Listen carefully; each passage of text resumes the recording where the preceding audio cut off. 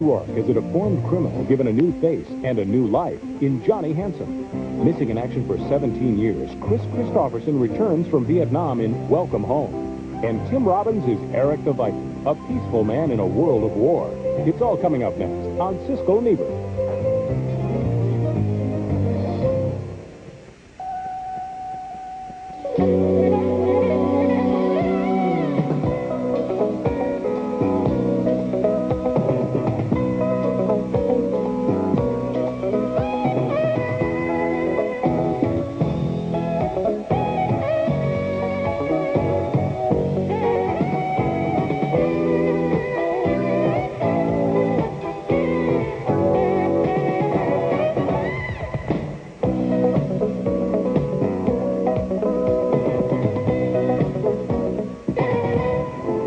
You don't got anything to worry about. You done great at work. You look like a great guy, at least I think so. You got a terrific girl that believes in you. How could they not give you parole? I got a good feeling. I think it's going to be okay.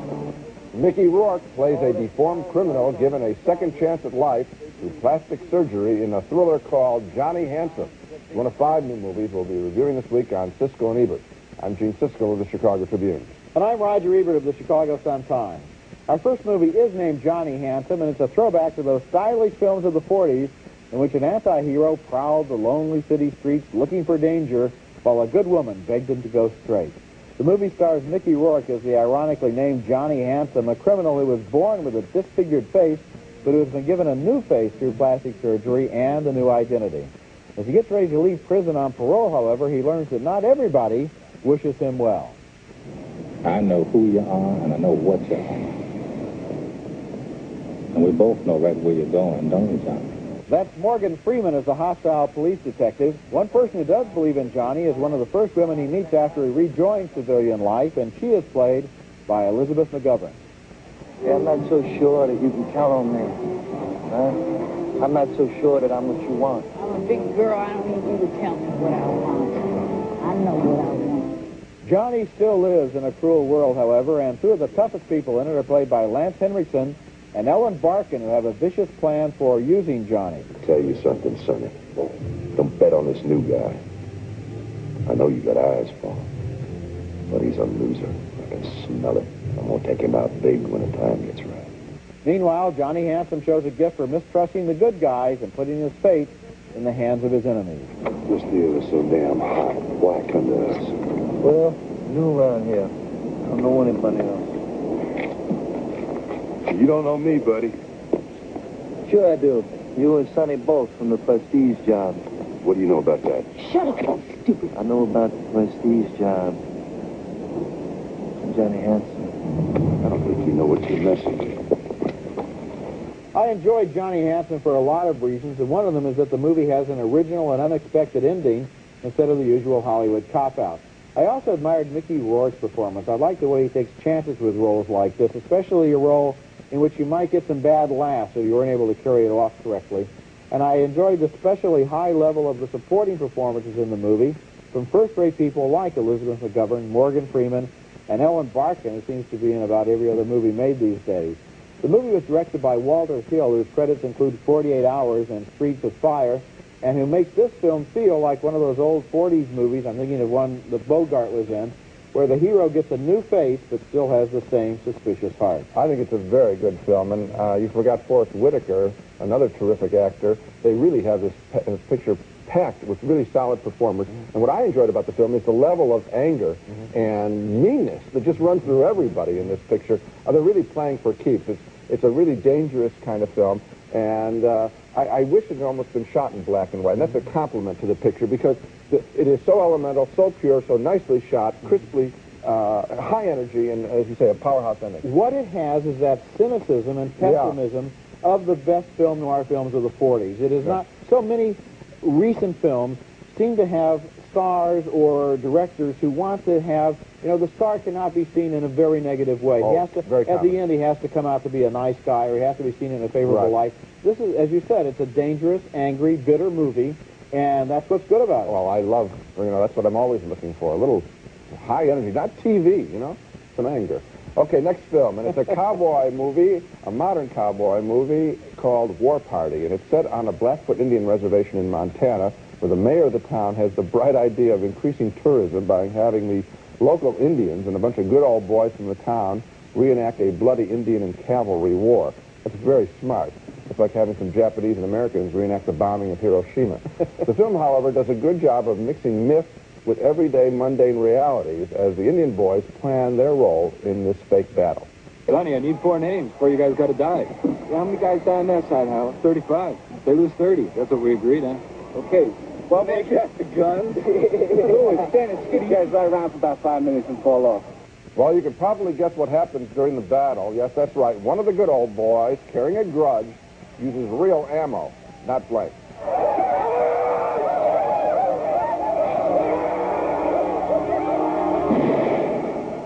Now the Indians are on the run in full dress, and a couple of local guys try to shoot at them from a small plane.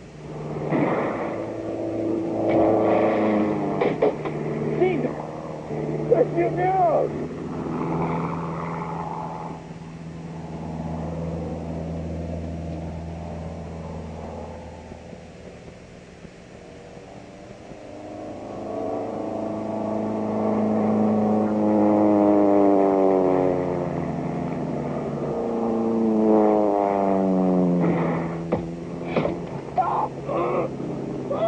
Nice shot. I have conflicting thoughts about War Party. On one hand, its premise and some of its action scenes are totally preposterous. At the same time, I did enjoy the way the director, Frank Rada, mixes modern conveniences constantly intruding on the action that is supposed to be a throwback to olden times. You see people smoking cigarettes, cans of beers, and he very consciously keeps cutting in those shots and setting up an interesting visual conflict. I was moved also at the film's end, so I'm going to give it thumbs up with this warning. You may not believe a moment of War Party, but I don't think it's likely that you're going to forget it. Well, I don't think that cigarettes and cans of beer are that much of a modern convenience as I think they might have had them in the Old West, too. But what disappointed me about this movie was the unquestioned level of racism all the way through it. The whites and the Indians hate each other at the beginning. They hate each other at the end. There's no relief from that. There's no argument in the movie, really, that it's wrong. It's almost a given that they don't like each other and that they're going to shoot at each other. Well, Roger, I think that the point of the film... very depressing. Okay, but that doesn't mean it's bad. The point of the film is that this stuff is still there. It's right on the surface. No, that's the point of the film. Do you think that's true? I don't think it's true. My intuition... I don't think that people out in the West who are... some people are Indians and some people who are white are out there shooting at each other all the time. I don't think they all hate each other. And I don't think that this movie shows a three-dimensional portrait of that kind of a society. I think, well, first of all, there are some people... The mayor actually believes... seems like a pretty nice guy. Yeah. And he comes up with a screwball idea. Yeah. I don't think that all people are one way or another. I mean, I don't think you think so either. No, but the this film movie is unredeeming in the assumption that the solution to this problem is to see who can shoot the most people. I think that we have, regrettably in this country, as we've seen in all kinds of pictures, be they Do the Right Thing or this film, we have a lot of racism in this land. And I think it's lingering right under the surface. Yeah, but I don't think this movie is about racism as a subject. I think it just uses racism for entertainment, and that's what I wasn't entertained, and neither were you in a conventional sense. You were depressed by it, and I think that the film is on target when it gets that reaction from you. I really do. Not a great picture, but I was moved. Coming up next, Chris Christopherson stars in Welcome Home, the story of an American soldier who returns home from Vietnam about 17 years after everybody else. You realize if you go through with this, you may be returning to face charges of desertion. Fingerprints on glass, spots on mirrors. Every day I clean them. Spray on the cleaner, scrub with one paper towel, dry with another. 3 messy steps. But today, there's Glassmates wipes with liquid cleaner built in. Just wipe and leave wet. Glassmates dries to a shine. No streaks. Try Glassmates. It's one step easy. Oh, what people do to clean tough stains from under the rim. Because for some bowl cleaners, that's a tough reach. But not for Lysol toilet bowl cleaner. Its angle neck easily goes under the rim to wipe out tough stains and germs. So look, all you need is Lysol toilet bowl cleaner, the heavyweight with a powerful new angle on cleaning. Since Lauren arrived, life's been full of surprises. So I bought Lysol cleaner to keep the house as clean as it can be. Cleaner. What really surprised me was its fresh lemon scent. Other cleaners can clean too, but most can't disinfect like Lysol. Lysol deodorizing cleaner with a lemon fresh scent. I like Lysol. Our next movie is named Welcome Home, and it stars Chris Christopherson as an American soldier who's taken prisoner in Vietnam and held captive for 4 years before he escapes into the jungle. Now there he's able to begin a new life with a Cambodian wife and 2 children. He can't escape because the situation in Vietnam and Cambodia would mean instant death for him. But then in 1988 he's discovered and returns home to America, where the fact that he is still alive causes some embarrassing problems. You don't think they'd be tempted to cover it up if they knew for sure there were other guys being held over there? Christopherson discovers that the wife he left behind in America remarried some years after his reported death, and he parks on the street across from her house hoping to get a glimpse of the son he's never seen. Instead, she sees him.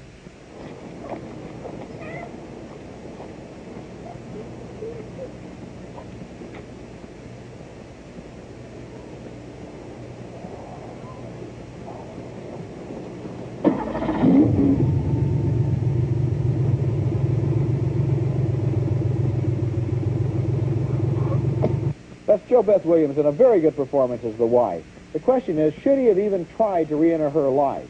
His son, who loves his stepfather and never knew Christopherson, doesn't think so. I asked somebody what would happen if a guy who was supposed to be dead showed up from Vietnam after 17 years. He said that guy would either be a hero or a deserter. If you're a hero, I guess I would have seen you on TV, right? Finally, this man decides he can no longer pretend to be invisible as part of a cover-up. He takes his secret story to his state's senator. What can I do for you on my vacation, Lieutenant? I was shot down over Cambodia in June 1970. I came out of Cambodia 3 months ago. That's a very dramatic scene. This guy is sitting on a bombshell here, obviously, of publicity. What would happen if it turned out that America knew there were a lot of alive prisoners over there and wasn't doing anything about it? It leads to another good scene where the senator tries to call the bluff of the U.S. military, which is directing a cover-up. But Welcome Home is a frustrating movie because it never seems quite as compelling as it ought to. It doesn't have the energy level you expect. It's a quiet, introspective, moody, sad film, and while I admired those qualities, I would have liked a little more fire and emotion as well. Welcome Home might have been a great film, but instead, it's a near miss.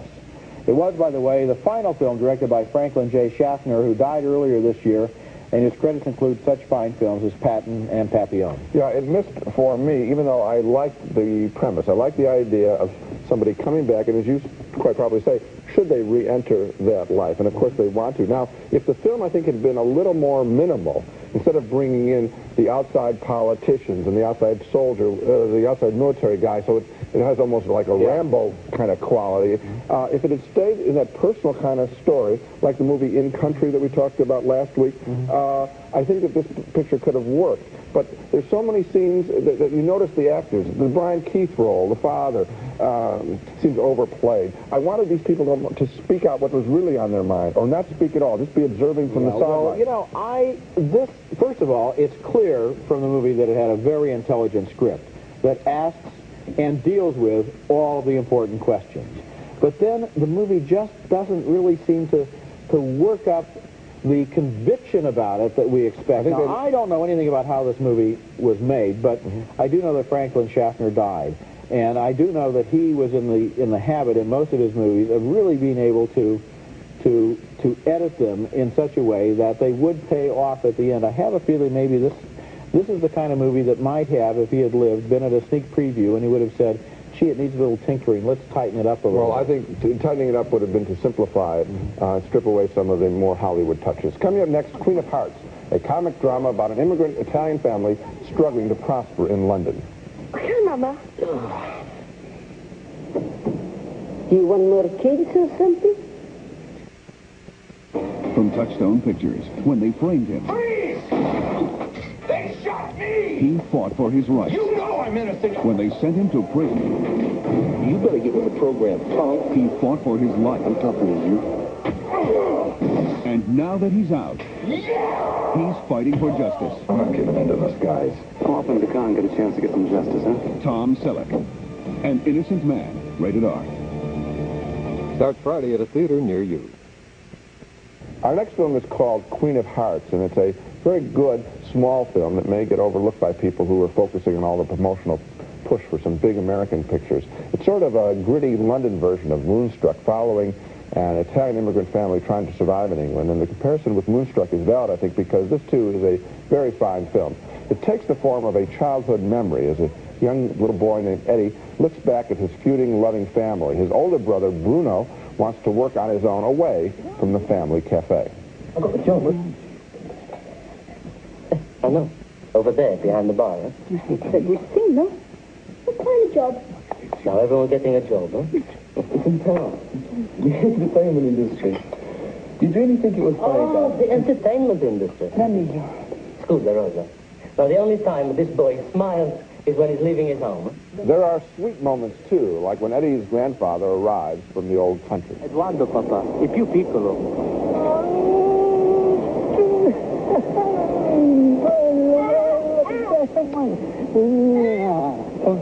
The major family tension is provided by that errant older brother who gets a job as a mob juice collector for closing on a neighbor's betting shop. You kicked the gelato hat. Yeah, he did. We're repossessed. It's what happens. You don't pay a debt, someone comes to collect. That's the law. That's business. You don't make repayments on the coffee machine, it gets taken back. How you knew about that? Well, that is my job. Queen of Hearts has a lot of heart and comedy and restraint. It doesn't try to oversell itself as an epic. The film was directed by John Emile, who made the celebrated TV miniseries in England, The Singing Detective. And here, with a fine script by Tony Grisani, he creates a fine cast of characters, not caricatures. This is an epic, but it sneaks up on you and becomes one with humor and with great drama. I'm in complete agreement with you. This is a heartwarming movie. This is a movie that feels good, that involves us, that has some tragedy in it, that has some life in it, that has some warmth in it, and you really get a feeling for this family. And it compares with Moonstruck in another way, too, and that is there's always that suggestion of a little bit of magic floating through, you know, right, that above the level of the mundane human lives that can be explained in ordinary ways, there are little coincidences and tiny little miracles that maybe kind of drift into our lives and change their course and influence them. And the willingness of the movie to embrace that level is one of the things I liked about it, along with everything else. This could be a sleeper. Well, this could be one people could catch on. Oh, I think they should. I hope they'll catch it. To be able to use a sequence involving a talking pig's head on a dinner table and pull it off is very difficult. At the same time, try and be naturalistic as well, and let these stories of families, where the families just don't become cute and the old people aren't cute. There's some real flesh and blood on the screen. It's very well done. It's a real nice film. Coming up next, Erik the Viking, an epic comedy-adventure movie in which no one quite falls off the edge of the world. Would you behead him, please? Oh, no! Take all my sheep, all of them! Oh, that's a good idea. Take all his sheep. Whoever said diamonds are a girl's best friend never thought gems like these. Ruby red strawberry cheesecake, flawless chocolate mousse, precious brownies. Treat yourself. Weight Watchers desserts are a girl's best friend. Tropicana Pure Premium Orange Juice has only one ingredient, so no other major brand comes closer to this than this. Now, what are you waiting for? Try it.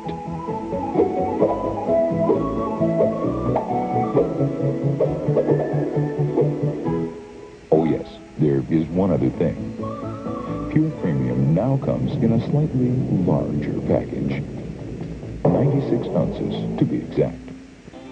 Fresh and Natural brand is 100% pure Florida orange juice that's not made from concentrate. And you know, Tropicana Pure Premium is too. But what you may not know is that they sometimes freeze some of their juice and then blend it back in with fresh juice. We never do. And the cold fact is, in a one-on-one taste test, more New Yorkers thought Fresh and Natural tasted closer to fresh squeezed than Tropicana Pure Premium. Fresh and Natural, never frozen. You can taste the difference. Our next movie is named Erik the Viking, and it's yet another one of those overblown, expensive, hopelessly confused British special effects fantasies where you lose your place 10 minutes into the plot and you don't even care enough to try to find it again. The whole point of the movie seems to be to spend millions of dollars on sets and visual effects so that clever British actors can make stupid small talk in the midst of all this grandeur. The movie stars Tim Robbins, not a British actor, by the way, as Erik the Viking, and this opening scene sets the tone for the movie. We're supposed to be amused because of the modern dialogue in a historical time frame, but it's not amusing, and the scene is so awkward that it's not funny, it's embarrassing. Have you done this sort of thing before? Me? Of course. I've been looting and pillaging up and down the coast. Looting and pillaging, eh? Yes. What about the raping? Shut up. Well, it's obvious you haven't raped anyone in your life. Horrible. And is there anything funny about this scene with John Cleese as an absent-minded torturer? Erik and the men of Ravensfield are setting off to cross the Western Ocean. Lucky things. I could do with a holiday, I could tell you. All this financial work, you know. The stress really gets you.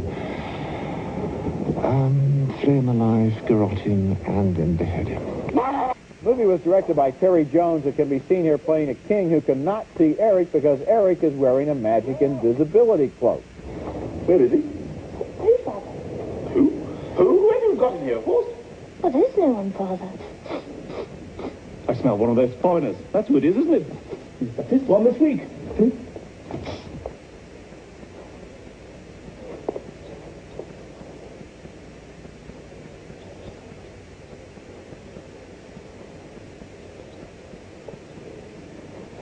All right, where is he?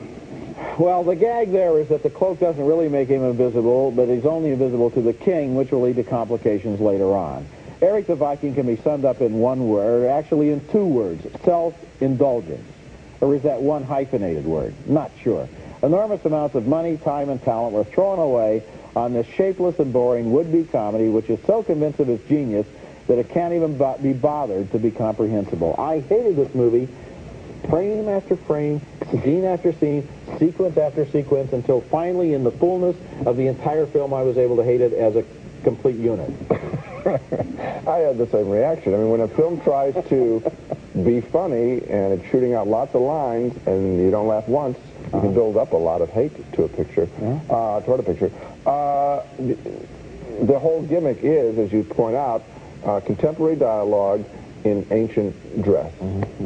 Now, if the lines are funny enough, but we've seen this sort of Monty Python kind of thing before. It has worked sometimes, doesn't work here. They just get off to the wrong foot. They never regain anything, nothing fresh at all. And there's another thing, too. They don't have a comic point for a lot of the scenes. They've gone to a lot of expense to build Viking boats and put them presumably in big tanks with special effects to make them look like they're in the middle of storms and things. But they don't have, a lot of those scenes are utterly pointless. So you just have people holding onto the mast while water is splashed in their face, and they say dialogue that couldn't be edited out because if you did, then you wouldn't have any movie at all, and yet why is it in there since they're not saying anything?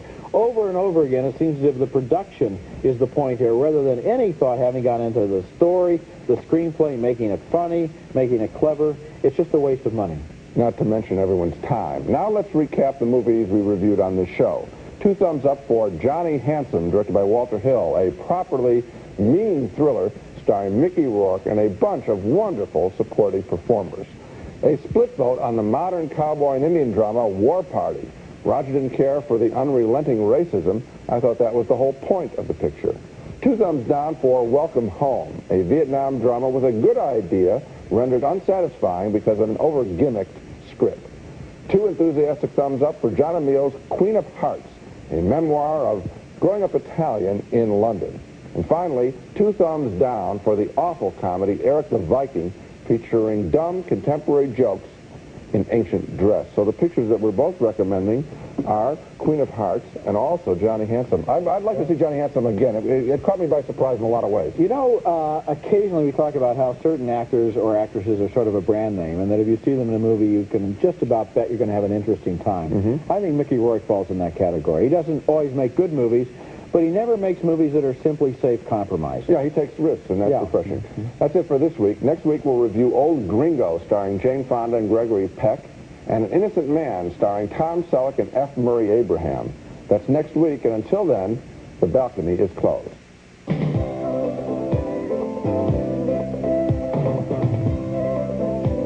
Redken Classics, hair care products formulated to create beautiful, healthy hair. So effective, their formulas transcend time. Available exclusively at salons.